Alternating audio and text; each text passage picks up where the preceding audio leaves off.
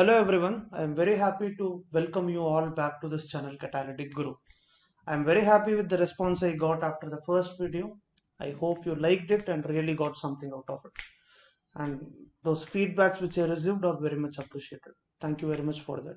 With the same momentum, we'll carry forward to the next video where we are going to talk about another important concept in chemical engineering, which is the dry bulb and the wet bulb temperatures. Although the names sound very similar, the intentions of having these two things are really different. We will look into it with an example and we'll try to understand why do we have two different things and what is the purpose. Right? We'll get into the video. Let's assume two different conditions straight away. One is, let's say a guy is living in Delhi and another guy is living in Chennai. And in both the places, let's say the temperature is 40 degrees Celsius and 40 degrees Celsius. You might have seen this thing sometimes in your mobile phones, which says it is 40 degrees Celsius, but it feels like 42, right? Why do you feel extra heat when the temperatures are same? There are plenty of reasons why that happens, but the key reason is humidity. And we'll try to understand what humidity really does to make you feel more warm and with this example, with this thing. So as we know, Delhi doesn't have any large water source. It does have Yamuna, but let's assume we are staying away from Yamuna and Delhi, somewhere far away. So let's assume there are no large water bodies around. Right? So what happens is, let's say this is your hand. Terrible at drawing. I'm sorry about this. This is your hand, and due to this temperature, what happens? You will be sweating, and sweat will be on the surface of your skin. And similarly, there is another guy in Chennai. I'm really sorry about this drawing, and even this guy will be sweating. Sweat and finger look the same way. So, what happens in Chennai, since there is a large, Chennai is a coastal city, it has a large water source and the temperature is high. So, what would have happened is there would have been a lot of transfer of water from the ocean or water bodies around to the air. So, we all know air contains some quantity of water vapor, which will be higher in Chennai and lower in Delhi due to the presence of water resources, presence and absence of water resources respectively. So Chennai will be higher in humidity. Let's say relative humidity is 60% in Chennai and 40% in Delhi. Now, when you are sweating this way, the water on the surface of your skin will try to escape to the surrounding air. Since the water content is lesser in Delhi, in the surrounding air, the transfer is easier in case of Delhi. This way.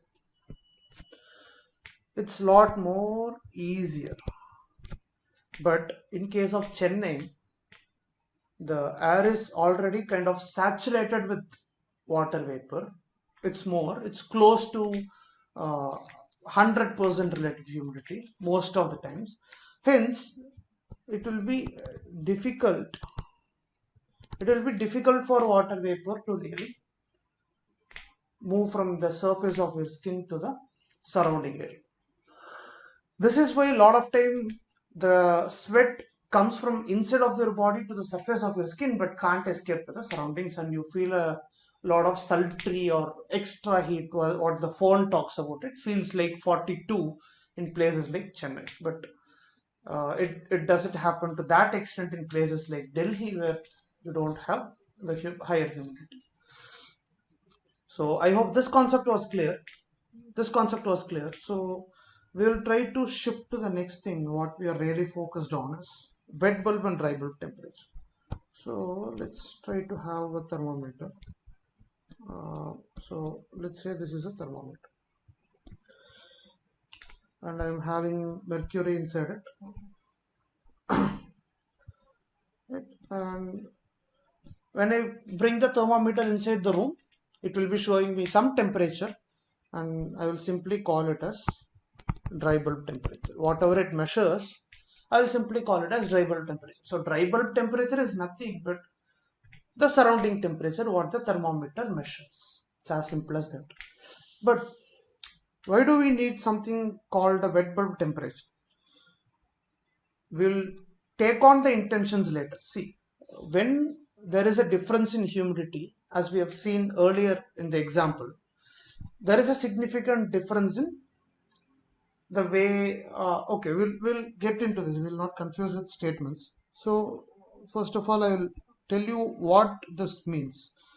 I will cover the cap or the bulb with a wet cloth. I'll put a wet cloth around. So what happens is, we'll take two extreme conditions. Right? We'll assume the surrounding air is 100% related. I'll erase this for getting some space. So let's say the surrounding air, case 1, air is 0% humid.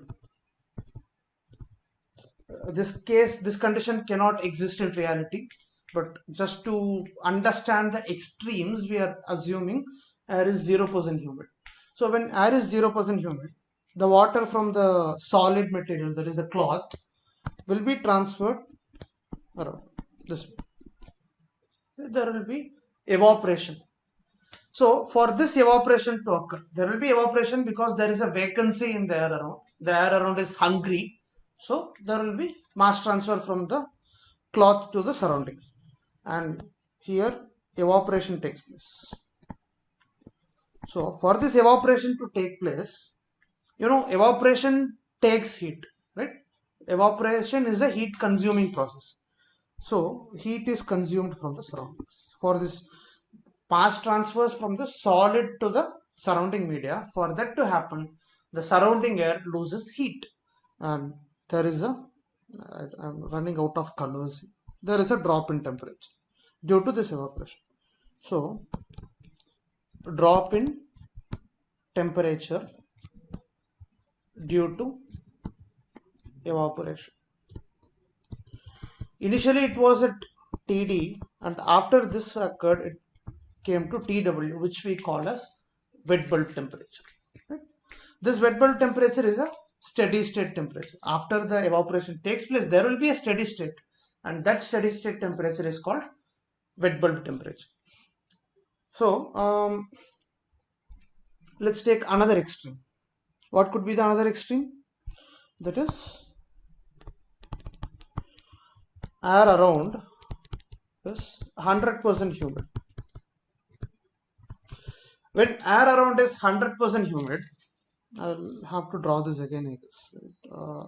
Okay, so we have this thermometer, and air around is already fed with water. It's saturated with water. So there cannot be a mass transfer from solid to the surrounding air. No transfer. When there is no transfer, there will be no evaporation. So this goes this way. No transfer, there will be no evaporation. When there is no evaporation, there is no drop in temperature. So we can conclude one thing. In this case, there is a drop in temperature. So temperature at the dry bulb condition is greater than temperature at wet bulb.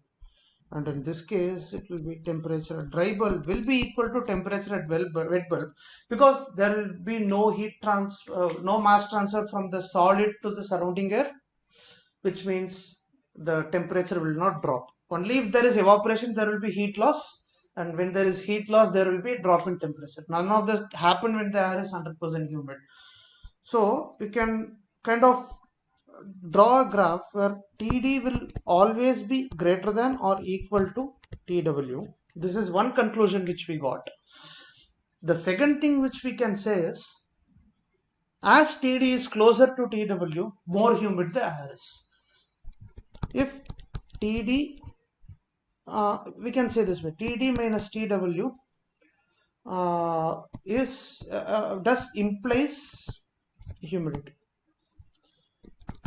So more humid the air around, less the difference between TD and TW and vice versa.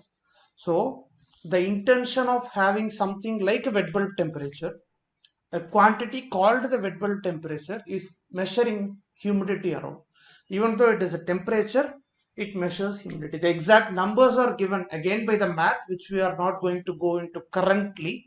Currently, we are trying to understand the physics of it, but the mathematics, which exactly tells you how to quantify the humidity from dry bulb and wet bulb temperature, can be found from textbooks, or probably I will make a video later on, but for now, this is the concept which you need to understand.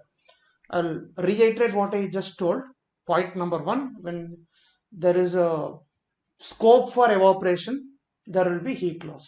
When there is heat loss, there will be a drop in temperature. More the evaporation, more the heat loss, more drop in temperature, which means the air was less humid, right? And this is what we obtain from all this. To conclude, you could take a real-time example again. I'm sorry about this. There is a pot. This is a mud pot, not a round bottom flask. You know the temperature of water inside a mud pot will be lesser. Right? This is due to the same concept. Mud pot has a lot of pores in it. Lot of pores, small pores, and the same kind of evaporation. And this same kind of evaporation happens through the pores, which kind of brings down the temperature. When evaporation happens, surrounding heat is used and it brings down the temperature of water. And this type of evaporation is called evaporative cooling. This is a very important concept in chemical engineering, evaporative cooling. So what is evaporative cooling? When there is a vacancy for water vapor in the air, water from anywhere goes into air. For this water to go into air, the mechanism happens that the heat from the surrounding is being used up. So what happens? Due to this requirement, heat is used up, and heat being used up brings down the temperature of the system.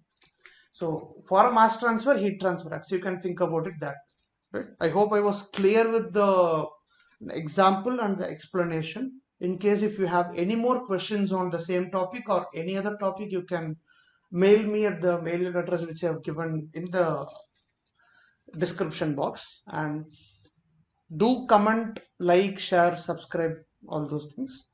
And along with that, I would request you to suggest me topics on which I should be making videos, the topics that are difficult to you in any sense. I can try to make a video and we can discuss about it. Okay, I'll be happy to make videos of that.